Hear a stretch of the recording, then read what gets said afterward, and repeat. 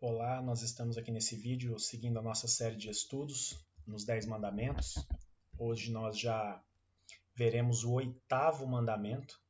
Se você perdeu a sequência, entra lá no canal do YouTube, Francis Restel Deloio, e você vai encontrar toda a série desde o primeiro mandamento, tá bem?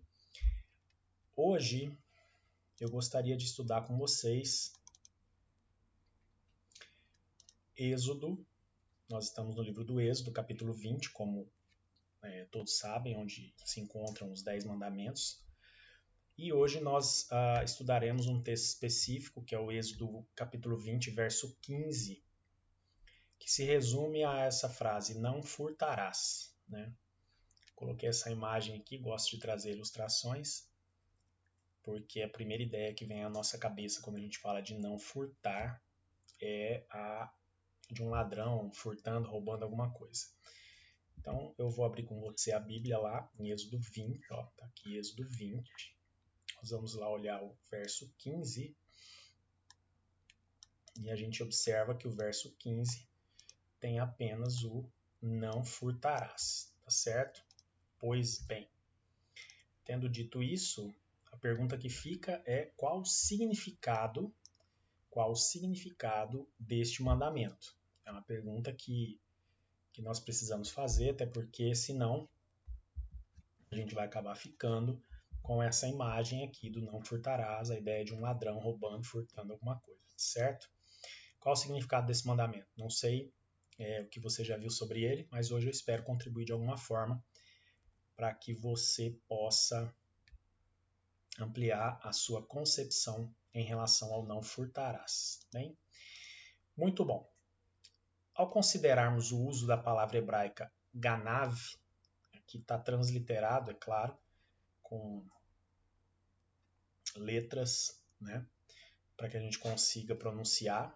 Em hebraico isso aqui fica meio que impronunciável, até porque não tem vogal, só tem consoante, a língua hebraica.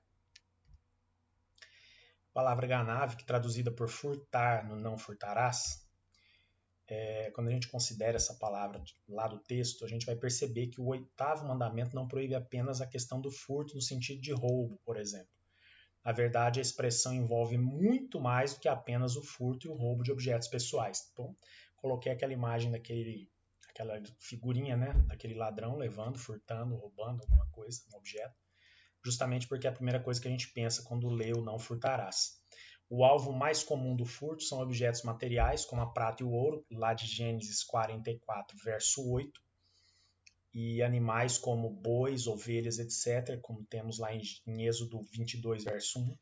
E também se fala de dinheiro e outros objetos, Êxodo 22, verso 7 e Êxodo 22, verso 12, como está proposto aqui.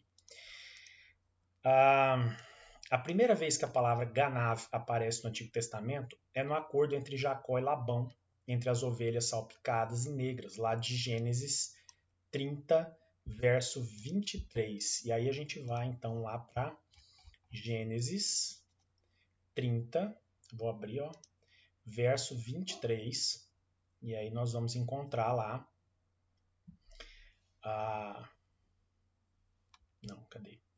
Gênesis capítulo 30, verso 33, não 23. Estou vendo que não tem nada a ver o 23 aqui, ó. 33, tá aqui, ó. Bom, vamos ler junto? Acompanha aí comigo. E a minha honestidade dará testemunho de mim no futuro, toda vez que você resolver verificar o meu salário. Se estiver em meu poder alguma cabra que não seja salpicada ou pintada, e algum cordeiro que não seja preto, poderá considerá-los roubados. Aqui a palavra ganav, tá? Roubados é a mesma palavra lá do não furtarás do 8º mandamento. Então, é a primeira vez que a palavra ganav aparece quando tem esse acordo aí entre Jacó e Labão sobre as ovelhas. Tá certo? Muito bem. Em Gênesis 31, aí a gente está no Gênesis 30. Em Gênesis 31, o verbo ganav, né, furtar, roubar, é usado várias vezes com significados diferentes. Então, nós temos, por exemplo, aqui em Gênesis 31, versos 19, 30 e 31, a utilização aí, ó, ao sair de casa, Raquel furtou os ídolos do lar que pertenciam ao seu pai, tá certo? esses objetos tinham um valor que não era apenas valor econômico, financeiro, monetário. Tinham um valor não só pelo aspecto sagrado, mas representavam também uma transmissão de herança. Então não era só valor monetário, econômico, também não era só uma questão do valor sagrado, mas eles representavam a transmissão da herança. Quando a Raquel então toma posse desses ídolos, né, da casa do seu pai, ela estava praticamente garantindo o seu direito à herança. Tá? Então tem uma questão jurídica, legal aí também por trás da utilização do Ganav aí em Gênesis 31, versos 19, 30 e 31. Você vê como vai ampliando a questão do conceito. Então a expressão literal é furtar o coração. Então não furtarás, a expressão literal ali seria furtar o coração, né? E aí o versículo diz assim, ó, Gênesis 31, verso 20. E Jacó logrou a Labão. E aqui é igual a furtou o coração de Labão, o arameu, não lhe dando a saber que fugia. Então, a ideia aqui do logrou a Labão é a ideia do furtou o coração de Labão, né? E lá de Gênesis 31, 20. Então, essa é a ideia de furtar o coração. Furtar o coração tem a ver com enganar, né? Então, a ideia do não furtarás vai além do roubar, do furtar, do pegar algum objeto de alguém, no sentido do roubo, como a gente normalmente pensa. Tem a ver com enganar, tem a ver com engano, tá certo? Este é também, sem dúvida, o sentido de furtar no versículo não furtarás. Levítico 19, 11 traz assim, ó, não furtareis ou não enganareis, nem mentireis, nem usareis de falsidade, cada um com o seu próximo. Então, a palavra usada lá no não furtareis é igual a não enganareis, tá certo? Lá em Levítico 19, 11. Então, a ideia aqui do não furtarás tem a ver com a ideia do engano, né? E aí, quando a gente passa a entender a ideia do engano, a gente vai compreender, por exemplo, que esse engano diz respeito ao anúncio da mensagem de Deus também. Tem a ver com o anúncio da mensagem do Evangelho de Jesus Cristo.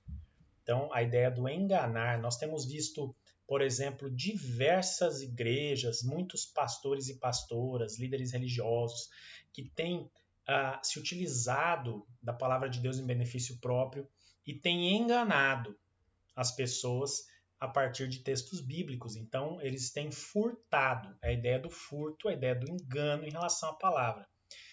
Olha só Jeremias 23:30. Por intermédio de Jeremias, Deus condena aqueles profetas que proclamavam seus próprios sonhos e visões como sendo a palavra de Deus. Vamos lá em Jeremias 23, verso 30, só para a gente dar uma olhada nesse texto que ele é interessante. Isaías, Jeremias 23, vou abrir aqui, verso 30. A gente vai encontrar aqui, ó, portanto, declara o Senhor, estou contra os profetas que roubam uns dos outros as minhas palavras. São os falsos profetas, são aqueles que acabavam utilizando ou proclamando as suas próprias visões e sonhos. Isso a gente vê muito hoje, tem muito pastor dizendo que Deus disse isso, Deus disse aquilo, Deus me mostrou isso, mostrou aquilo, mas na verdade é desejo próprio dele. Na verdade, é sonho dele, é visão dele, e ele está dizendo que é de Deus para justificar. E aí os fiéis, membros, irmãos, irmãs que estão naquela igreja, naquela comunidade, seguem aquilo que está sendo falado por aquele líder religioso, sem fazer a devida ponderação, muitas vezes, né, sem muito discernimento, e aquilo de Deus, na verdade, não tem nada. Muitas vezes é tudo da cabeça do ser humano. Lá em Jeremias 23:30, Deus está condenando isso. Então, a gente entende que furtar no sentido de enganar envolve tanto a falta de honestidade em um negócio, por exemplo, como a deturpação da mensagem de Deus. Então, furtar tem a ver com roubo, com furto de coisas, de bens, claro, mas também tem a ver com desonestidade nos negócios, isso é furtar, é enganar. E tem a ver com a deturpação da mensagem de Deus, o que a gente tem visto muito, o que é muito triste. Então, você fique atenta e observe se o que você tem ouvido, escutado em relação a mensagens que se dizem mensagens do Evangelho, se de fato são mensagens do Evangelho ou se elas têm sido deturpadas a partir da concepção, da ideia, da vontade, do desejo, do sonho, da visão de um ser humano qualquer, como eu ou você, por exemplo. Tá? Ou se de fato é a mensagem de Deus. O que a gente precisa pedir ao Senhor é muito discernimento para entender onde os furtos estão acontecendo, no sentido da deturpação da palavra de Deus, né? Um dos grandes males da igreja evangélica hoje, sem dúvida, é esse furto da mensagem original do evangelho, essa deturpação da mensagem. É pegar textos bíblicos, por exemplo, e utilizar em benefício próprio total. E utilizar em benefício das pessoas, no sentido de que muitos precisam de mensagens de autoajuda, e aí os púlpitos estão recheados de mensagens de autoajuda, que não necessariamente são mensagens do evangelho. Me lembro do apóstolo Paulo orientando o jovem pastor Tito, quando ele dizia assim: quando você for pregar, pregue a sã doutrina, ou seja, a sã doutrina era sem mácula, sem desvios, sem deturpações. Tem a ver com a ideia do furto, furtar a mensagem, a essência da mensagem do evangelho. Tá? As igrejas evangélicas estão cheias disso, infelizmente. Muitos estão dizendo, Deus disse ou Deus me revelou, para controlar a vida de outras pessoas e manipular as massas. Isso é fato também. Sem saber que tudo não passa de um engano ou furto da palavra de Deus. As pessoas são manipuláveis, então grandes aglomerações humanas aí em várias igrejas enormes que temos espalhadas pelo Brasil são fruto ou produto de furto da mensagem em essência, mensagem essencial do evangelho, porque são mensagens deturpadas, a essência da mensagem da palavra de Deus tem sido furtada. Então não furtarás está diretamente ligado a não enganarás, tá? Muito bem. Partindo para a nossa conclusão desse 8º mandamento, este mandamento proíbe não apenas o furto no sentido mais comum em nossa linguagem, que é a ideia do roubo, né, do furto, mas também a mentira, a falsidade, o engano, a desonestidade, o sequestro. Também tem a ver com a ideia de sequestrar, né?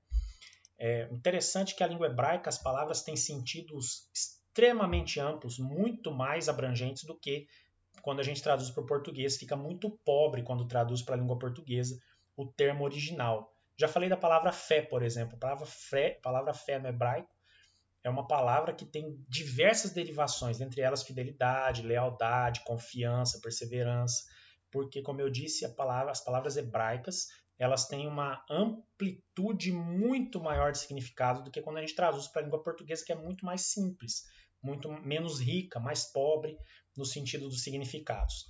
O que nós percebemos é que roubo, furto, sequestro, engano não são problemas da sociedade moderna, nem também da violência urbana. Isso já acontece desde a época lá do Antigo Testamento, desde o Êxodo, isso já era recorrente, tá certo?